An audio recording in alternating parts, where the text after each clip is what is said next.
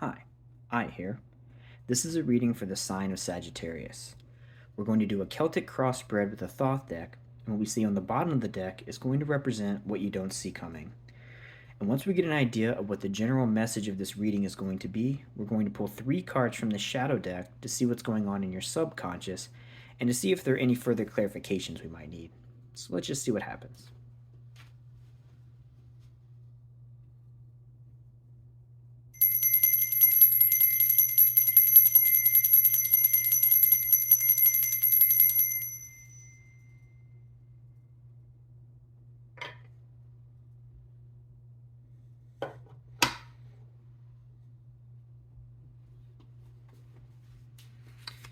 Okay, so today we are tuning in to the sign of Sagittarius. So if that is your sun, your moon, or your rising sign, or however else you choose today to identify with the sign of Sagittarius, you can use that as a way of interpreting the messages that are coming through. And as always, if the details of these messages don't fit, do not try to force them. Take what resonates, leave what does not. And if none of the details are really seeming to fit your life or what you're going through, that's okay. You can always check your other placements, or you can see what's going on in the world of other Sagittarians. So let's see what we get today. What messages will come through? What things should we meditate upon? What things can we put our thoughts into and think about a little bit more deeply? Are there any warnings that we might need? Things that we need to see that we should avoid? Things to look out for?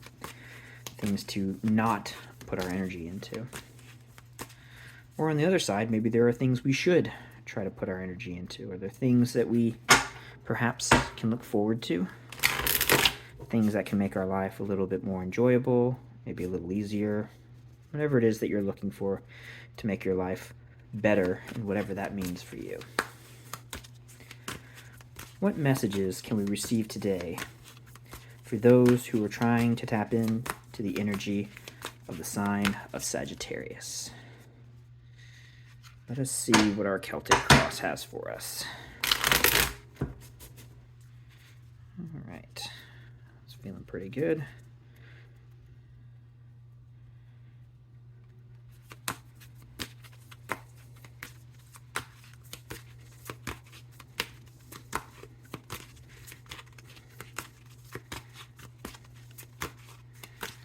Okay, so let's see what we get.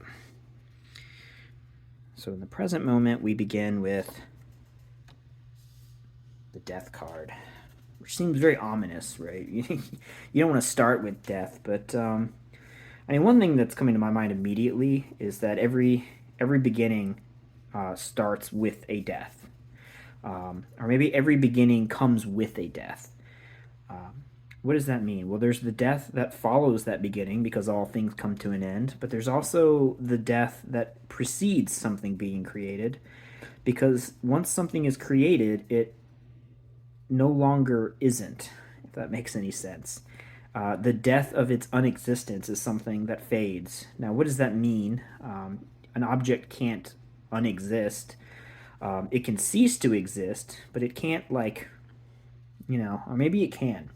Maybe that's something to think about. Like, where do we come from? Is there something that is lost when something is created?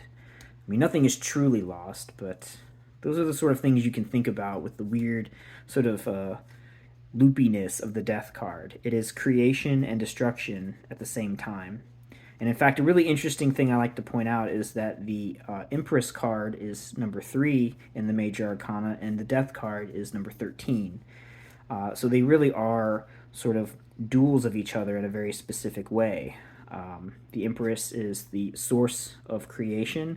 The Death card is another way of looking at a source of creation. It's sort of the shadow of the Empress. It's the things that are being pulled from that which is not, the nothingness that is brought into existence. That is one aspect of the Death card.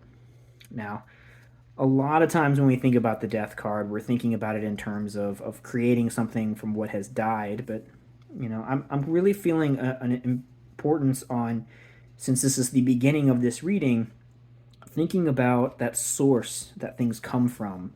when they're created. That sort of like blankness. Is there a sense of some kind of death in a very specific sense that's occurring in that process? And not death in an ending. It's like death in a transition. But okay, that's enough meditations on death. The Seven of Discs. Interesting. That is failure. That's putting time into something without necessarily knowing that it's going to pay off. You don't know that you're going to receive the rewards of what you're putting your energy into. So I'm interested to see where death fits in with that. It's as if we are creating something out of failure. Now I feel that we are sort of harvesting from loss. You know, there's something that was maybe put energy was put into something that may not have paid off. But the death card allows us to be able to use that as an opportunity to create something different. Every failure is really a new opportunity. Is the way to look at this. Four of Wands, Ace of Wands, Eight of Wands, Four of Cups. Well, that's interesting.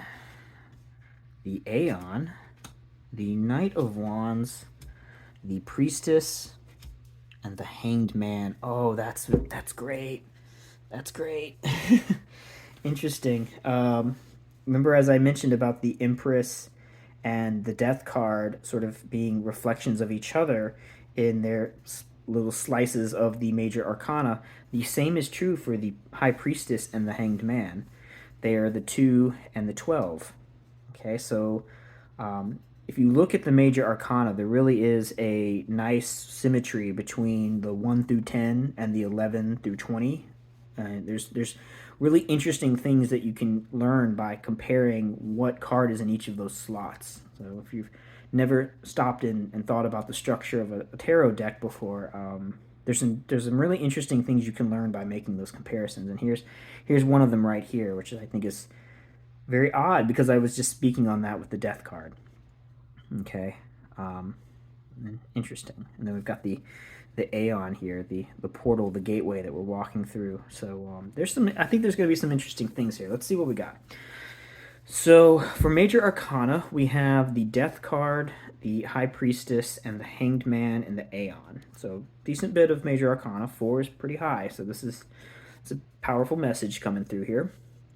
Or at least an important one, or a big one, a significant one, maybe is the word to use. Okay, for our court cards, it looks like we have just the Knight of Wands, which is nice. That's the fire of fire. That's the pure, passionate, fiery energy to just spread out into the world. For Sagittarius, there's lots of nice fire here. Really expansive fire that I'm seeing here. In terms of our minor arcana, we have just the one card from the suit of discs, which is the 7 of Pentacles, or discs. For air, we have no pure air here. No minor arcana from the suit of swords, which that's kind of nice. Sometimes the suit of swords can kind of hold us back a little bit. It can be useful for guiding and channeling energy, but it can also hurt and cut a little bit, and can also be oppressive. So that's nice. We're feeling free. We got the expansiveness of fire going on here. In terms of our other suits, we have no cups. Oh no, we have the 4 of Cups, which is fantastic. Well, maybe not fantastic, but it's nice. It's stable. It's solid emotional grounding. Sometimes a little bit of stuckness, but it's got a really positive sort of vibe about it in the Thoth deck. It doesn't look quite as dreary as it does in the Rider-Waite. So a good card to have here. And lots of fire. Like I said, we have a 4, we have an 8, we have an ace, and we have a knight. Okay, so cool. Lots of Sagittarian fire here. So let's see what's going on here. So as I said, we've got the Death card. And beyond my meditations on, where do things come from when they're created, is there a death in creation? Here I really am feeling the vibe that this is harvesting. So with the 7, as I said, it's a card of putting in work that may not be fruitful work, but it is it's dedication to something that might be a disappointment in the end. And with the death card connecting there with that seven of discs, I see this as really looking at an opportunity from the most positive way possible. It's not letting that failure, that potential failure, get you down. Because with the death card, it gives us an option. If the seven of discs pans out the way we want it to, fantastic, great, we got what we were looking for. But if it doesn't go the right way, with the energy of the death card, we can take that missed opportunity and do something even better with it, or potentially even better. It could be a consolation, but still, it's the fact that we are not going to have nothing to show for our work. It may not be what we expected, but these two cards together are giving me the vibe of, there are no real missed opportunities. Something may not work out as planned, but that doesn't mean that it's not another opportunity that is perhaps better for you, right? Depending on your attitudes towards fate, that's a card, or that's a combination of cards that can tell you that, you never really lose, you just don't get necessarily what you expected. And that's a great positive way to look at things. That feels Sagittarian, right? We're excited. We want to expand and touch everything, and some things might burn, but at the end of the day, when we're tapping into Sagittarian energy, it's more about connecting necessarily than having everything go exactly as planned, right? There's an acceptance of chaos there that is kind of refreshing, but also exhausting, depending on your personality. So what's crossing this in our two axes now? In the past, we have the Four of Wands completion. This is a card of building a sort of home, not a physical home, but a home out of connecting with other people. It's sometimes described, this is like finding your soul family, your soul tribe. That's what that card's all about. So for that to be in the past there, it's a bit interesting. It's as if there was a foundation that fueled you and was your grounding, and perhaps it didn't continue as hoped. What do I mean by that? So, like, maybe you had a support system that was really important to you. It was something that really, these were the pillars that held you up. And then, you continue to put all your energy into maintaining that, only for it to potentially not be there. It could be something that was there for a time and is then no longer there. And so it's like we put all our time and energy into this thing and now it's gone. What do we do? Well, with the death card, harvesting from the remains of what does not persist from whatever that four was for you allows us to move forward into a new opportunity with the ace here. So again, it's like we had a nice structure that fueled us. It was the source of our power and our sort of our what we dedicated our time and energy to.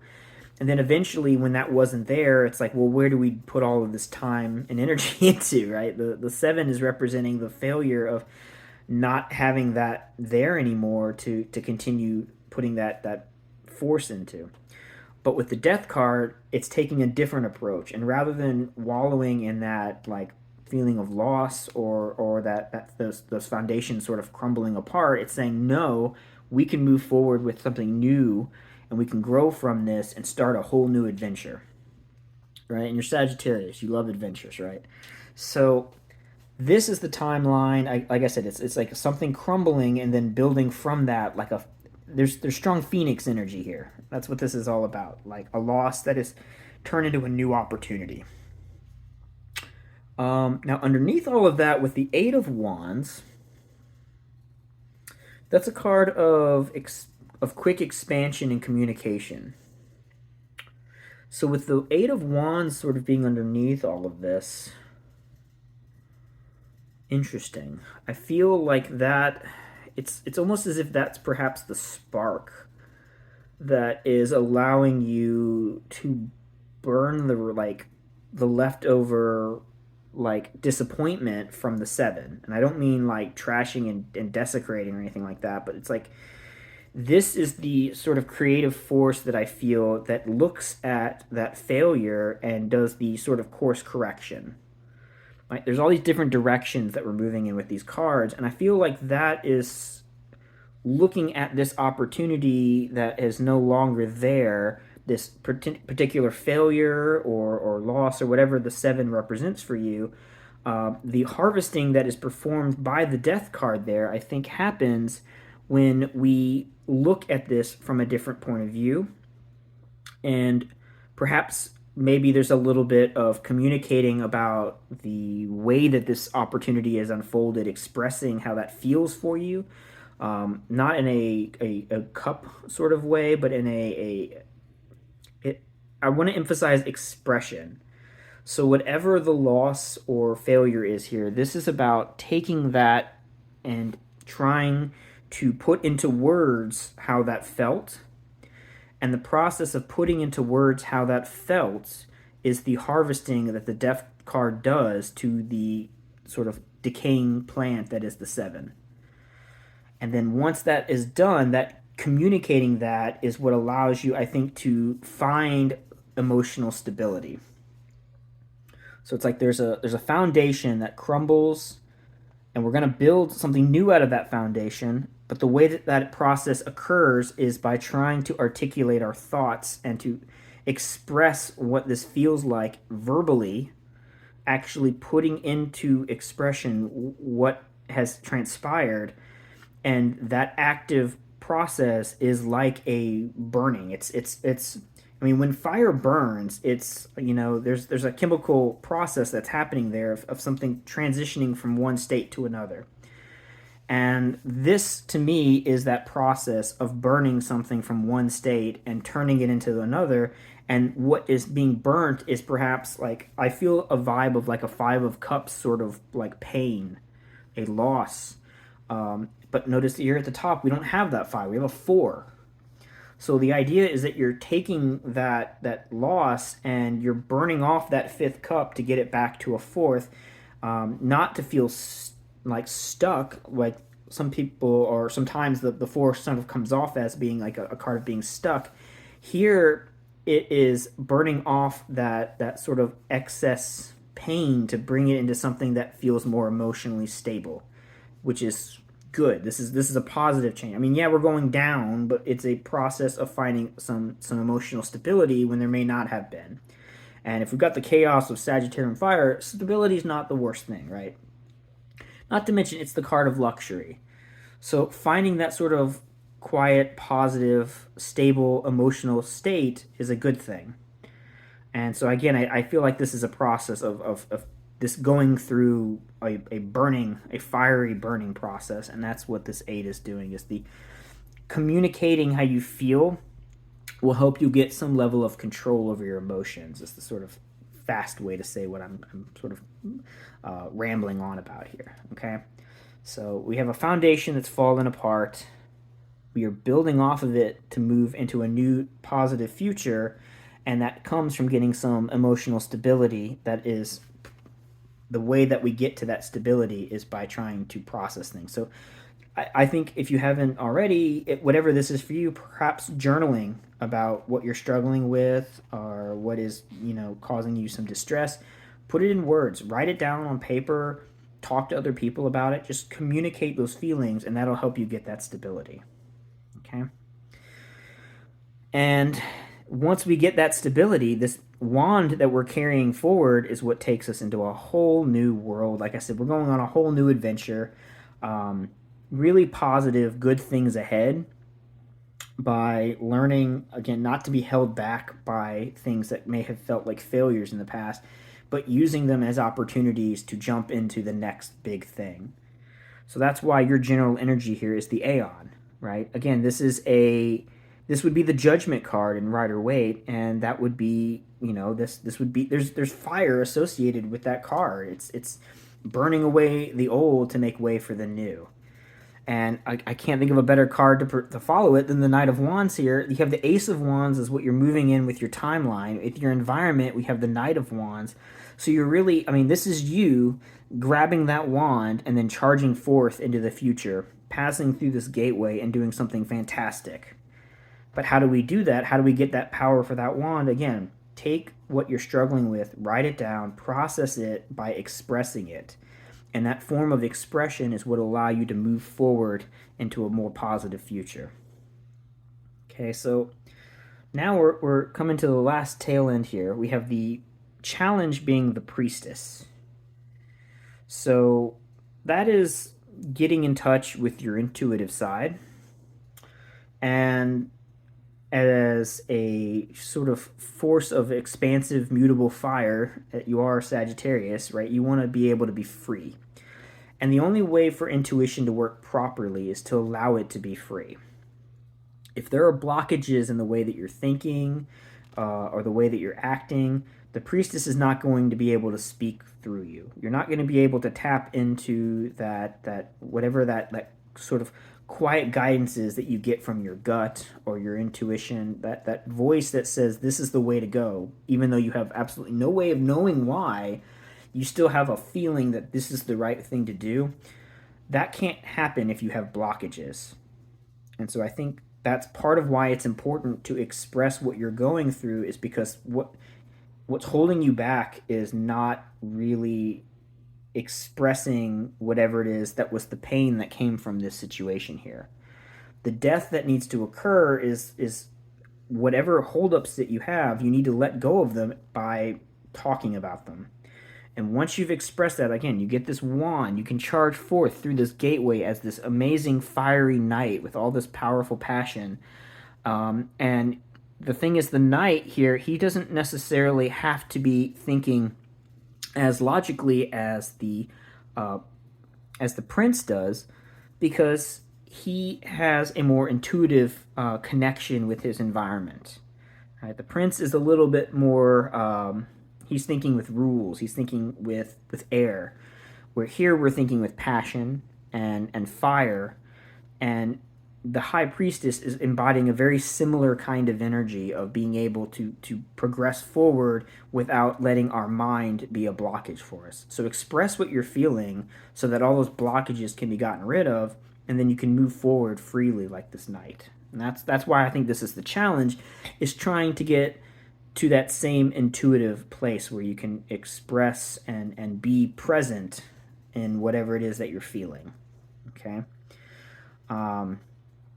Now, we're finally ending up there with the Hanged Man, which is interesting. That feels very much at odds with everything else that we're feeling here. But as I said, we have the priestess and the Hanged Man are like images. They're like reflections of each other. I mean, you can see the mirror right here of how they're, it's almost as if the Hanged Man is looking down into his own reflection while he hangs. It's as if there's water beneath him while he hangs from, whether it's a tree or in this case, he's hanging there, from what looks like some divine source. But whatever he's hanging from, it's like he's looking down and seeing his own reflection in the water, and that's what he sees as the high priestess. So maybe there is a little bit of self-reflection that needs to happen here. Again, I think the key is trying to put your thoughts into words, so that way you can so putting your thoughts into words, writing them down in a journal, you can then go back and you can read it. You can see what it is that you were expressing. Don't think about it while you're writing it. Just write it down, and whatever comes out, look back at it and read it, and that will give you a new perspective on what it is that you're feeling. And when you get that new perspective, I think that's what's really going to set you free. That's what's really going to allow you to let go of whatever you're hung up on. And that's what's going to allow you to get that grounding so you can live that nice, luxurious Four of Cups life, which, we want to expand on that at some point, but we need some grounding. And if we need emotional grounding, let's burn that fifth cup by talking about what it felt like to either lose or never obtain that fifth cup that was causing all of this distress for us. So if we want to get back in touch with our high priestess intuitive side and be able to move forward with all this nice fiery energy, write down your thoughts, reflect upon them, and see what's got you held up. And that's how we can move forward from all of this. So that's the message I'm getting. So let's see what you don't see coming is the Queen of Discs, another card about reflecting upon the past. The Queen of Discs is all about growth and sharing abundance with the sort of your she shares the wealth that she has accumulated with her offspring. She wants to nurture all of the little plants that are growing around her. Like I think of her as being like this giant tree that drops little saplings, and she uses everything that she has built up to that point as sort of a protective and nurturing force to let all those other things continue to grow with her. So that's another thing is as you reflect upon your past, think about the other people in your life that you can give those reflections to. It can be a wand that allows you to travel into the unknown and moving into new adventures, but you can also use that wand to inspire other people and help them grow through whatever difficulties they're going through. So if you write your thoughts down and you learn lessons from them, you can then share those lessons with other people. So I think that's a beautiful message. So yeah, hopefully that resonated with you in some way, or at least gave you some good advice when you're processing difficult feelings. But let's see what the shadow deck has for us.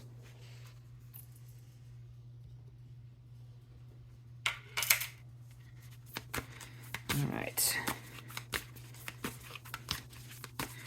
Let's pull 3 cards to see what you got going on in your subconscious.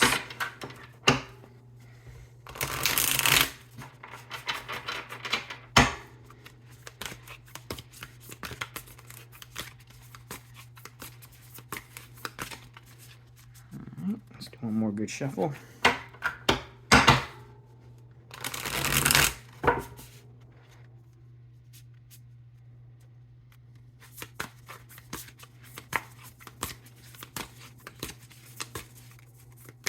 Right. Let's see. We have a Knight of Wands. Yep, there he is again. We have an 8 of Spheres, and we have the Strength card. So, yeah, this is all about tapping into your power. Right? We're going to get that wand. We're going to be able to charge forward like the Knight of Wands, get back in touch with our fiery strength, our animalistic side, not in a negative way, but in a let's just that powerful passion that you have for life. Getting back in touch with that. I'm telling you, there's strong phoenix energy in all of this. But there has to be a change that occurs when something ends and a new beginning is born out of it. We're burning away all of that negativity or those feelings of what could have been or what is no longer by tapping into our expression of those things, and that is what will fuel us and give us our zest for life again. Really being able to get excited about stuff because we've learned from what has transpired in the past, even if it was difficult. And with the 8 of Spheres there, it's work, right? This is work. It's not. The Death card, he's harvesting, and he's going out there into the field, and he's really working through all of that manual labor of changing things from one to another.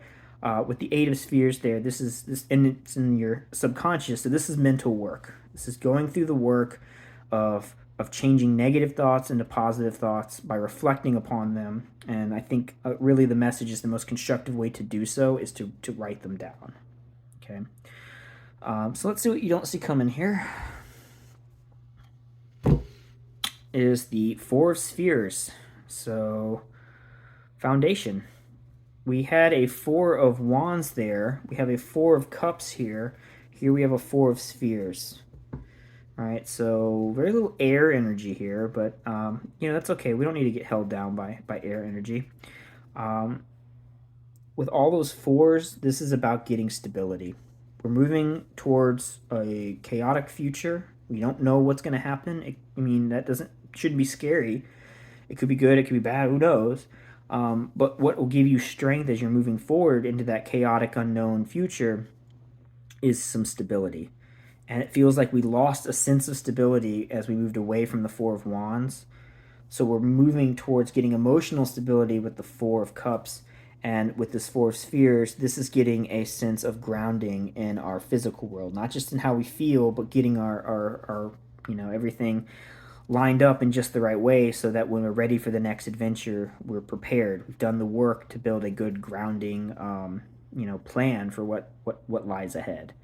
And that comes from doing the work of getting back into this power that you have to be able to construct these plans. So we'll be able to get into a good solid place moving forward, but it's going to take work. And like I said, I think the best advice I can give is to just write down your feelings, reflect upon them, and learn from those as you move forward. So that's the message I'm getting here today. I hope this was helpful or enjoyable. And as always, if you got a different message from this, if these images or anything I've said has sort of hit a different note with you, that's fine. Use your intuition to understand the messages you need to receive it.